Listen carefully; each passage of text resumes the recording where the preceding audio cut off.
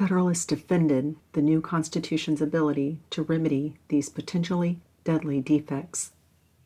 Flexibility to act without violating the U.S. Constitution.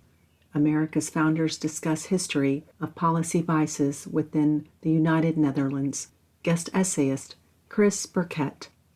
In Federalist Number 20, James Madison, with Alexander Hamilton, discusses the vices of the Constitution of the United Netherlands. The United Provinces of the Netherlands, sometimes called the Dutch Republic, consisted of 7 republics and was established through the Union of Utrecht in 1588. After decades of bloody religious wars, the sovereignty of the United Provinces was officially recognized with the Peace of Westphalia in 1648, but the Union collapsed in 1795 during the Batavian Revolution. In theory, Madison observes, the Constitution of the United Netherlands seems to have successfully combined effective executive power with Republican representation in a legislative body. The sovereignty of the Union, Madison writes, is represented by the States General, consisting usually of about 50 deputies appointed by the provinces. The States General has well-defined powers and responsibilities, including the power to make treaties, to make war or peace, to raise armies and equip fleets, and to demand quotas of contribution from the provinces. And the individual provinces are restrained from engaging in certain actions that are deleterious to the other provinces or to the Union as a whole. The executive magistrate of the Union is the stadtholder, Madison continues, who is now a hereditary prince. Each of the 7 provinces was led by a stadtholder, but the offices eventually became hereditary and, in time, the Prince of Orange came to hold most or all of the individual stadtholderships. The stadtholder of the Union was given many powers and prerogatives, including the power to settle disputes between provinces and to command the federal troops and navy. The United Provinces of the Netherlands, as delineated on parchment, seem to have struck a form that balances popular representation with an energetic executive. What are the characteristics which practice has stamped upon it? Madison asks.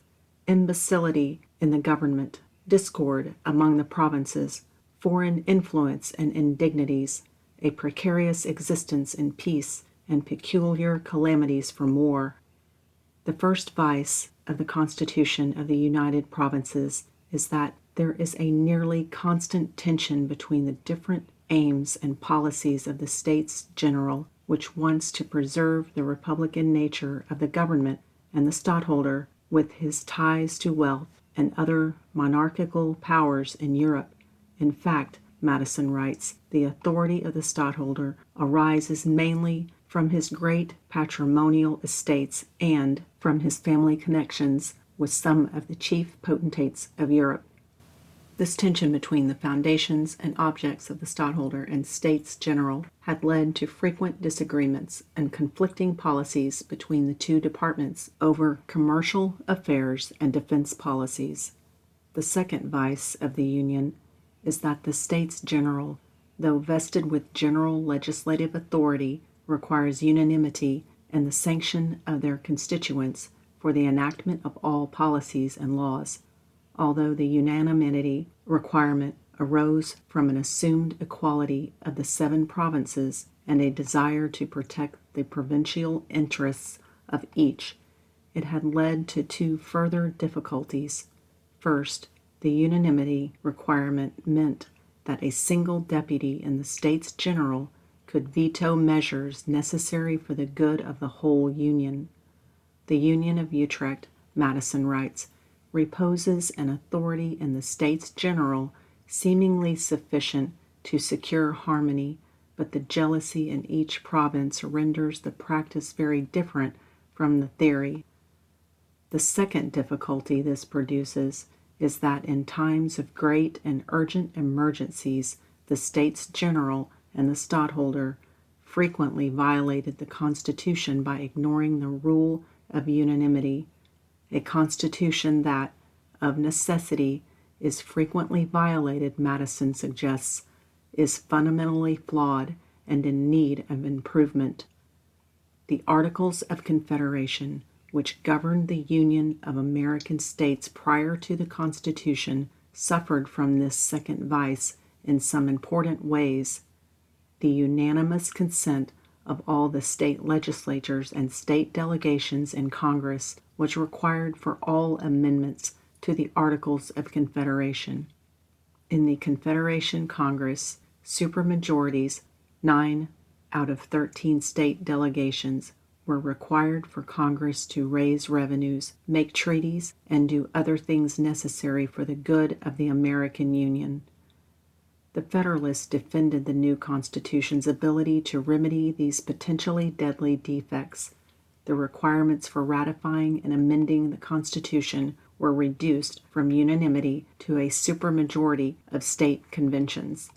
Furthermore, all acts of Congress under the new Constitution would require only a majority vote of both houses of Congress. This last improvement especially makes it less likely that the federal government would need to violate the Constitution to take necessary actions in times of crisis, as the United Netherlands had done on numerous occasions. This problem is further mitigated by the independence and discretion of the President to take certain actions in times of crisis without prior authorization from Congress. It is further mitigated by the fact that there are implied powers in the Constitution as indicated by the necessary and proper clause in Article 2. These improvements would give the federal government a degree of flexibility to better fulfill its responsibilities, especially with regard to national security, without the need to undermine the sanctity of the Constitution by frequent violations. Christopher C. Burkett is Associate Professor of History and Political Science and Director of the Ashbrook Scholar Program at Ashland University.